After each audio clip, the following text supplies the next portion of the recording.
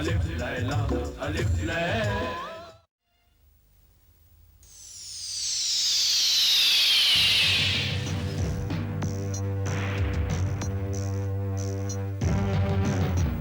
आका, आपके जादू से हम कोई काफ तो पहुंच गए, मगर मेरी तिलिस्मी आंखों की तिलिस्मी नजरें अब तक गुलफाम जिन की तलाश में दूर दूर तक भटक रही हैं।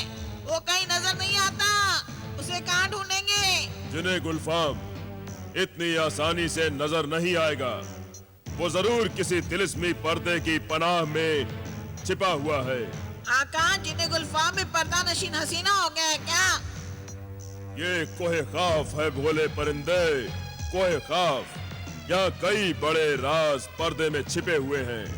यहाँ हमसे बड़े बड़े जादूगर पड़े हैं। ये जिनों और परियों की बस्ती है। आदमजाद यहाँ सिर्फ कैदियों और गुलाम की शक्ल में नजर आएंगे। अगर आपको किसी जिन ने गुलाम बना लिया तो मैं क्या करूँगा आका? जिनों की इस बस्ती में जिब्रान किसी का गुलाम बनने नहीं, बल्कि गुलफाम जिनको अपना गुलाम बनाने आया है। शायद तुम भूल रहे हो तिलिस्मी परिंदे कि हम यहाँ गुलफाम जिन की वो तिलिस्मी अंगूठी हासिल करने आए हैं। जरा आहिस्ता बोलिए आका, जरा आहिस्ता। यहाँ की दीवारों में आवाजें गूंजती हैं। किसी ने सुन लिया तो लेने के देने पड़ जाएंगे आका। यहाँ कोई सुनने वाला नहीं। दूर दूर तक ना कोई आदम है और ना ही कोई आदमजाद। आका, लगता है कोई काफ के सारे जिन कहीं छुट्टियां मनाने चले गए हैं। अभी हम आबादी से बहुत दूर हैं। चलो चलकर हम देखते हैं और गुलफाम जिन का पता करते हैं। चलिए आका, चलिए। अरे जल्दी चलिए।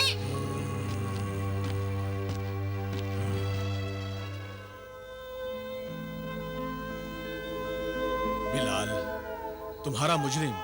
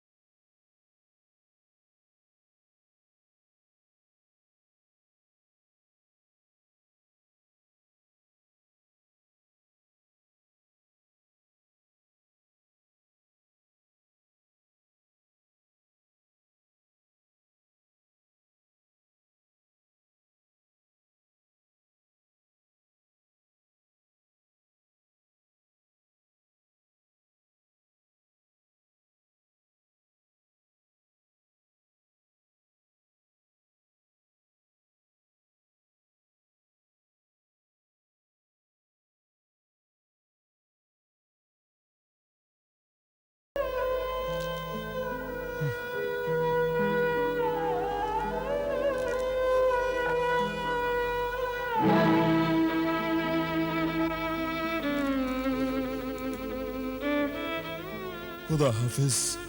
फी अमानुल्लाह। खुदा हाफिज। खुदा हाफिज।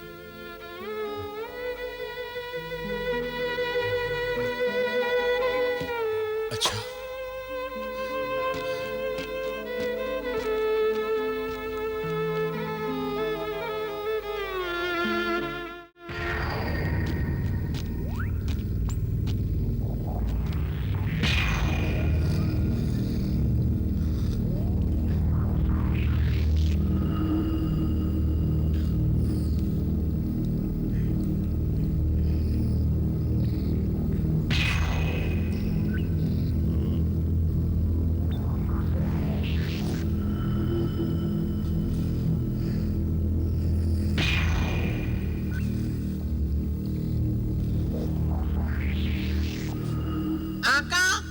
जादू की इस नगरी कोहे काफ में ये शख्स मिट्टी के बेजान परिंदे क्यों बेच रहा है?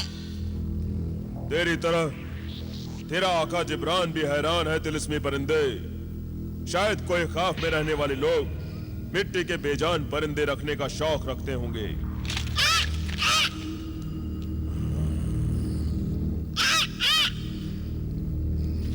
ऐ परिंदा फरोश,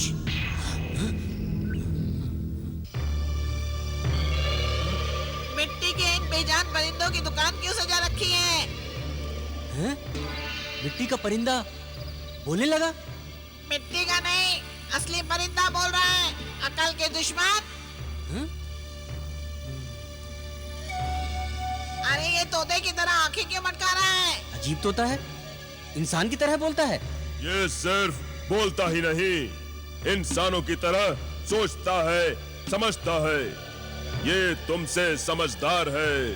मैं अहमक हूँ, बेवकूफ हूँ। ये सब तो मैंने नहीं कहा। लगते तो ऐसे ही हो। चाहते क्या हो? कोई परिंदा खरीदना है? फिर की तूने नासमझी की बात।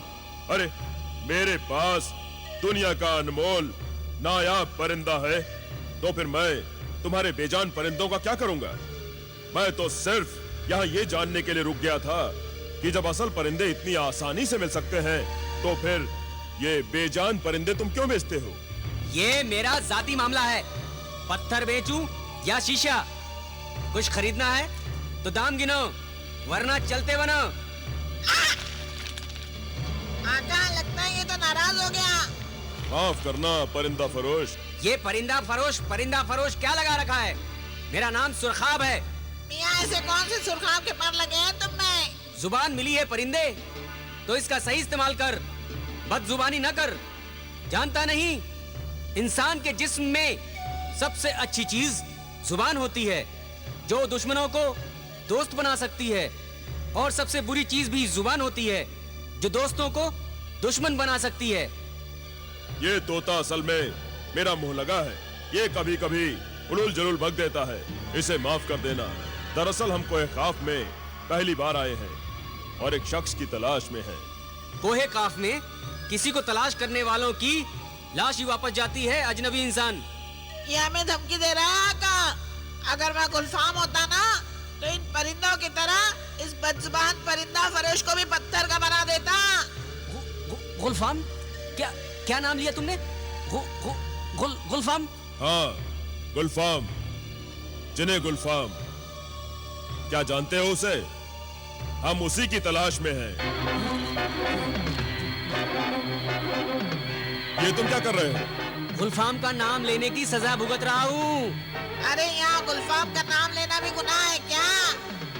गुलफाम से इतना डरते क्यों हो?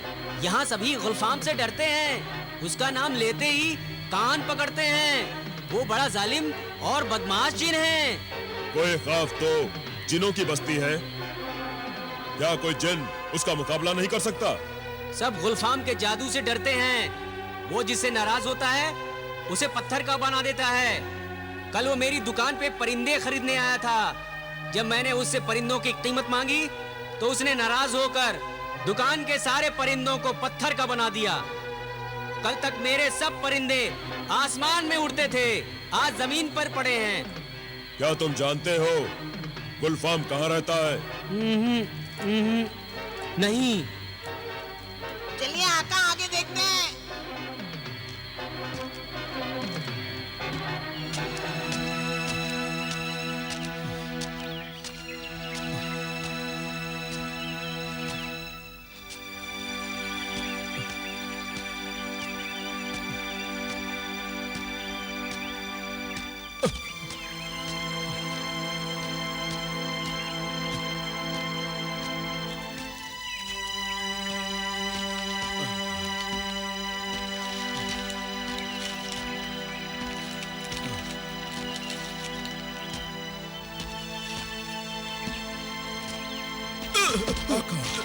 आका,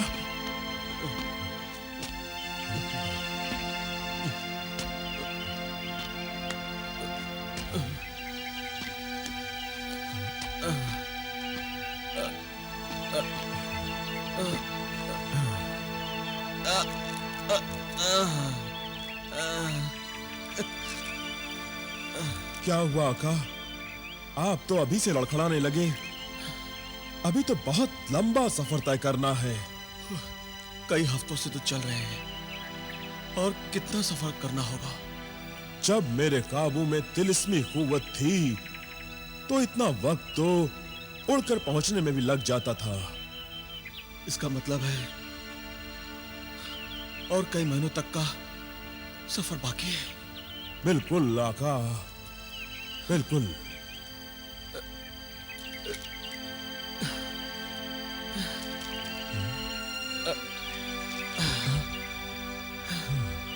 ये देखो,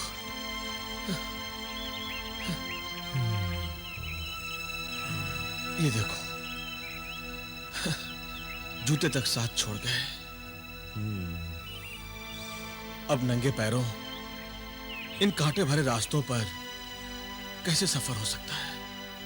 पता नहीं हमारे रास्ते में मुश्किलों पर मुश्किलें क्यों आ रही हैं?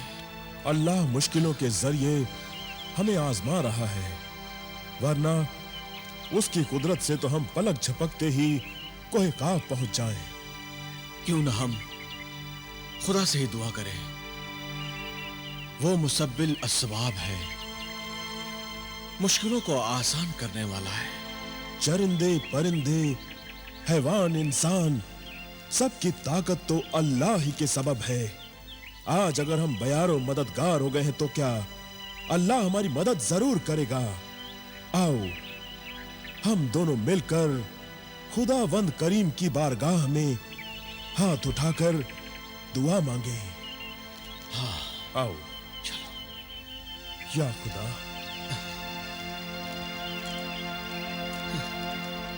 ऐ जमीन और आसमान के मालिक, ऐ दो जहां के मालिक, हम तेरी इबादत करते हैं, हम तेरी रियाजत करते हैं। ऐ अल्लाह, तू रहीम है, तू हम पर रहम कर। ऐ अल्लाह, तू करीम है, हम पर करम कर। ऐ बंदा परवर, हम तेरे नेक बंदे हैं और नेकी की खातिर शैतानी कुव्वतों से मुकाबला करने निकले हैं। खुदाया, अपनी कुदरत से ऐसे असबाब पैदा कर कि हम इन कुव्वतों का मुकाबला कर सकें और बदी पर नेकी को फतेह हासिल हो। आमीन सुम्मा आमीन। सुबह से हम झगड़ रहे हैं और दोपहर होने को आई, मगर अभी तक ये फैसला नहीं हो सका कि कालीन किसके हिस्से में आएगा, सुरमेदानी किसको मिलेगी और वो सोटा कौन ले जाएगा। फैसला होगा भी कैसे अकील भाई, फैसला होगा भी कैसे? क्या हम तीनों के अलावा और चौथा भी कोई है जो फैसला करे? अकील भाई, शकील भाई, मैं आप दोनों से छोटा हूँ, इसीलिए आप दोनों मेरे साथ बेइंसाफी करना चाहते हैं, मेरा हक छीनना चाहते हैं, इसीलिए फैसला नहीं हो रहा है। अगर आप दोनों मुझे कालीन देने को राजी हो जाए तो झगड़ा खत्म होगा भाई। मैं तुम दोनों से बड़ा हूँ, तुम दोनों को मेरी बात माननी चाहिए।